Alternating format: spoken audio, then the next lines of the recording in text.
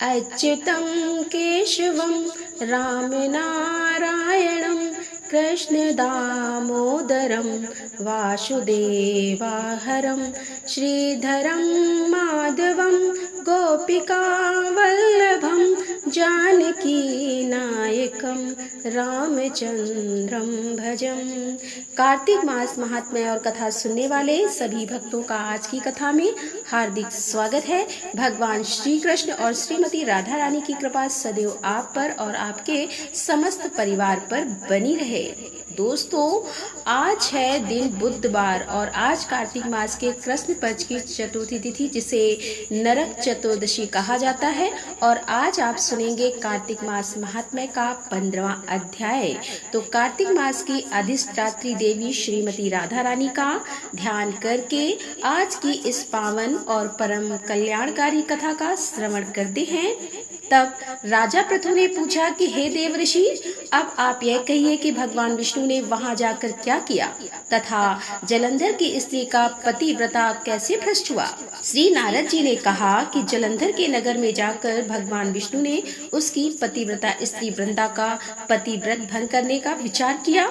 वह उसके नगर में एक उद्यान में जाकर ठहर गए और रात में उसे स्वप्न दिया। वह उनकी माया और अद्भुत कार्य पद्धति थी और उनकी माया द्वारा जलंधर की स्त्री पतिव्रता वृंदा ने रात में यह स्वप्न देखा कि उसका पति नग्न होकर सिर पर तेल लगाए महज पर चढ़ा है।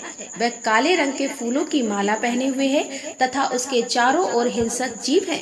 वह सिर मुड़ाए हुए अंधकार में दक्षिण दिशा की ओर जा रहा है। उसने अपने नगर को समुद्र में डूबा हुआ देखा और इस प्रकार के बहुत से भयानक सपने देखे। फिर तुरंत ही वह जाग पड़ी और स्वप्न के संबंध में विचार करने लगी।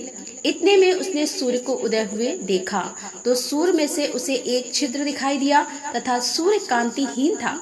इसे उसने अनिष्ट जाना और भयभीत होकर रोने लगी। वह छज्जे पर गई, अटारी पर चढ़ी, भूमि पर उतरी, मगर उसे कहीं पर भी शांति प्राप्त नहीं हुई। फिर वह अपने 2 सखियों को साथ लेकर उपवन में गई, परंतु वहां भी उसे शांति नहीं हुई। फिर वह जंगल में निकल गई, पर वहां भी उसे चैन नहीं आया। तब वन में उसने सिंह के समान 2 भयंकर राक्षसों को देखा, जिससे वह अत्यंत ही भयभीत होकर वहां से भागने लगी। उसी समय वहां उसने अपने शिष्यों सहित एक तपस्वी को देखा तो वृंदा उसके पैरों को हाथ लगाकर उसने अपनी रक्षा के लिए प्रार्थना करने लगी। मुनि ने अपनी एक ही हुकार से उस समय उन दोनों राक्षसों को वहां से भगा दिया। वृंदा को आश्चर्य हुआ और वह भय से मुक्त होकर मुनि को हाथ जोड़कर प्रणाम करने लगी और कृतज्ञता का ज्ञापन भी किया। फिर उसने मुनि से अपने युद्धरत पति के संबंध में उसकी कुशल क्षेम का प्रश्न किया। मुनि ने मौन होकर आगे पीछे देखा, कुछ कहना चाहा कि उसी समय 2 वानर उनके पास आकर हाथ जोड़कर खड़े हो गए। जो ही मुनि ने भुक्ति का संकेत किया तो वानर उड़कर आकाश में चले गए। फिर वह जलंधर का सिर और धड़ लेकर मुनि के पास थोड़ी ही देर में वापस आ गए। तब वृंदा अपने पति को मरा हुआ जानकर मूर्छित होकर धरती पर गिर पड़ी और अनेक प्रकार के वचन कहकर दारुण विलाप करने लगी। तत्पश्चात उसने मुनि जी से कहा कि हे कृपानिधि, आप मेरे पति को जीवित कर दीजिए। पतिव्रता परायण दैत्य पत्नी ऐसा कहकर दुखी श्वास को छोड़ती हुई मुनि के चरणों में गिर पड़ी। तब मुनिवर ने कहा कि यह शिव जी द्वारा युद्ध में मारा गया है, अतः यह जीवित नहीं हो सकता, क्योंकि जिसे भगवान शंकर मार देते हैं वह कभी जीवित नहीं हो सकता। परंतु शरणागत की रक्षा करना सनातन धर्म है, अतः कृपा करके मैं इसे जला देता हूँ। श्री नारद जी कहते हैं कि वह मुनि साक्षात विष्णु जी थे, जिन्होंने यह सब माया फैलाई थी। वह वृंदा के पति को जीवित करके अंतर्ध्यान हो गए। जलंधर ने उठकर वृंदा का आलिंगन किया और उसका मुख चूमा। वृंदा भी पति को जीवित देखकर बहुत खुश हुई। अब तक हुई सब बातों को स्वप्न ही समझा। तत्पश्चात बहुत दिनों तक वृंदा अपने पति के साथ विहार करती रही, लेकिन एक दिन उसने भगवान विष्णु को पहचान लिया और तब वह भगवान विष्णु पर क्रोध करती हुई बोली, पर स्त्री से गमन करने वाले विष्णु तुम्हारे शील को धिक्कार है।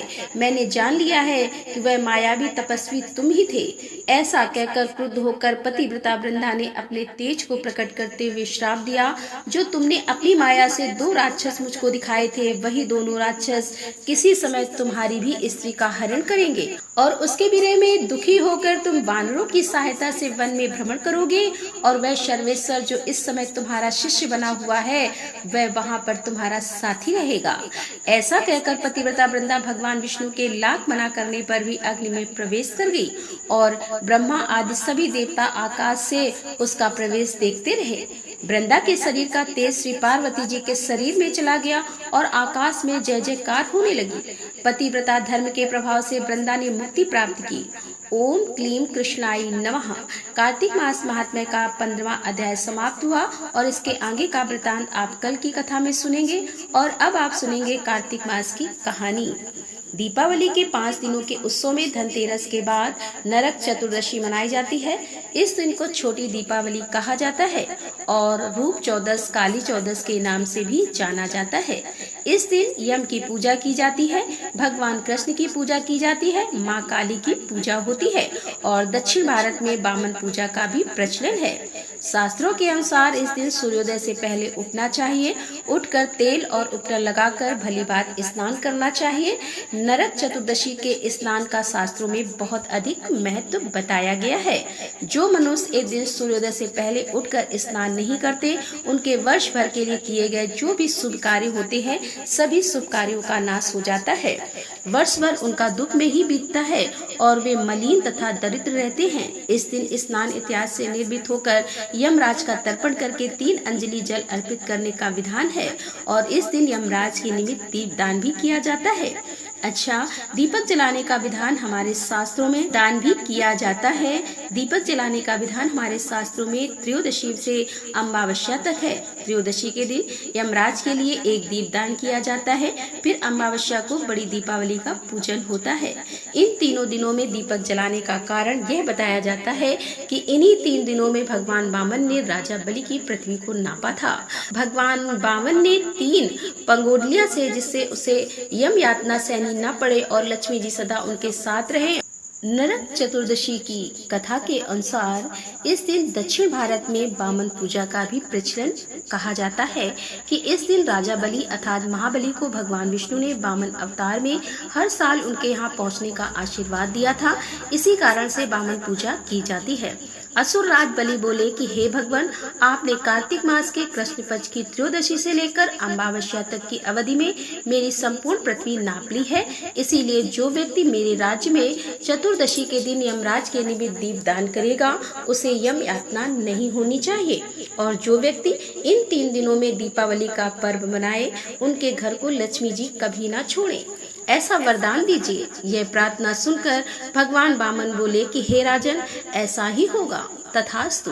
भगवान वामन द्वारा राजा बलि को दिए इस वरदान के बाद से ही नरक चतुर्दशी के दिन यमराज के निमित्त व्रत पूजन और दीपदान का प्रचलन प्रारंभ हुआ। और अब आप सुनेंगे श्री तुलसी चालीसा। तुलसी महारानी करूं विनय सिर नाय, जो मम हो संकट विकट दीजे मात नसाय। नमो नमो तुलसी महारानी, महिमा अमित न जाए बखानी। दियो विष्णु तुमको सन्माना, जग में छायो सयस महाना। विष्णु प्रिया जय जयति भवानी, तिहूँ लोक की हो सुख खानी। भगवत पूजा करे जो कोई, बिना तुम्हारे सफल न होई।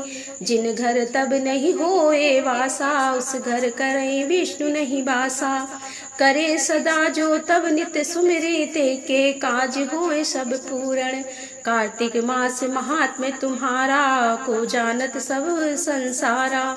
तब पूजन जो करे कुमारी, पावे सुंदर वर सुकुमारी।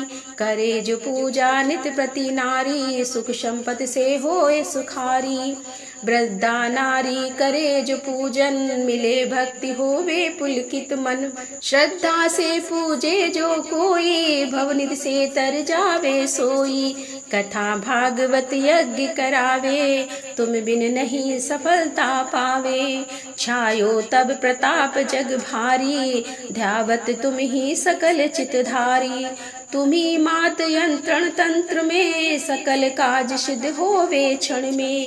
औषध रूप आप हो माता, सब जग में तब यश विख्याता।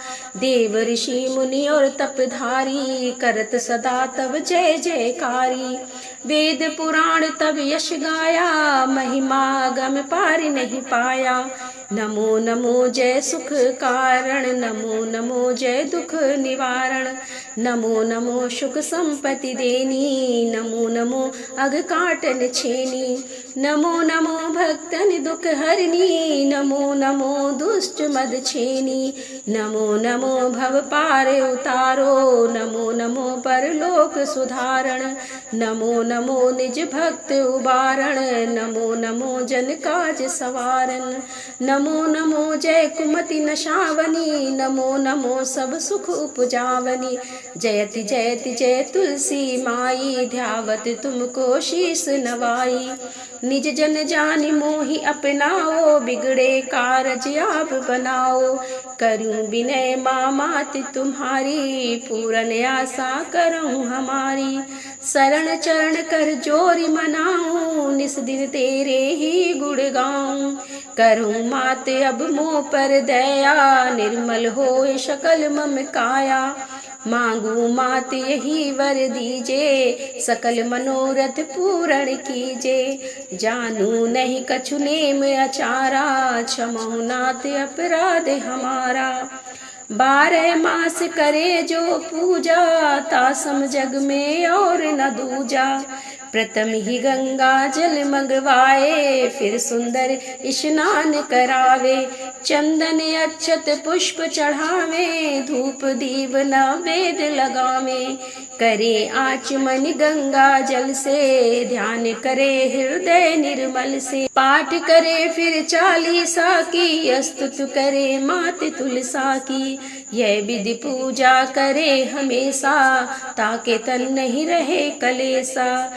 करे मास कार्तिक का साधन, सोबे नित पवित्र हुई जाई।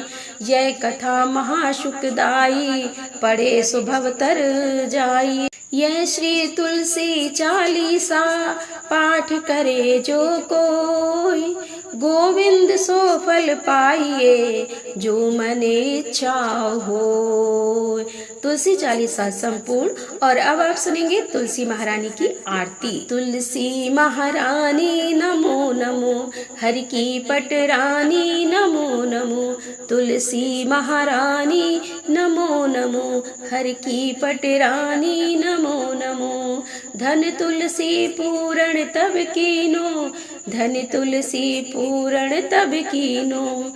शालिग्राम की बनी पटरानी, नमो नमो तुलसी महारानी। नमो नमो हरि की पटरानी। जाके पत्र मंजरी कोमल, जाके पत्र मंजरी कोमल। श्रीपति कमल चरण लपटानी, नमो नमो हरि की पटरानी। नमो नमो तुलसा महारानी।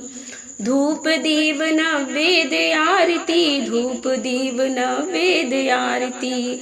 पुष्पन की वर्षा बरसानी, नमो नमो हरि की पटरानी। नमो नमो तुलसा महारानी। 56 भोग 36 व्यंजन, बिल तुलसा हरि एक नमानी। नमो नमो तुलसी महारानी, नमो नमो हरि की पटरानी। नमो नमो सभी सखी मैया तेरे यश गावे, सभी सखी मैया तेरे यश गावे। भक्ति दान दीजे महारानी, नमो नमो तुलसी महारानी। नमो नमो हरि की पटरानी। नमो नमो तुलसा महारानी, नमो नमो तुलसी महारानी। नमो नमो हरि की पटरानी, नमो नमो तुलसी महारानी। प्रेम से बोलिए तुलसी मैया की जय। कार्तिक के ठाकुर राय दामोदर की जय। राधे राधे। जय श्री कृष्णा।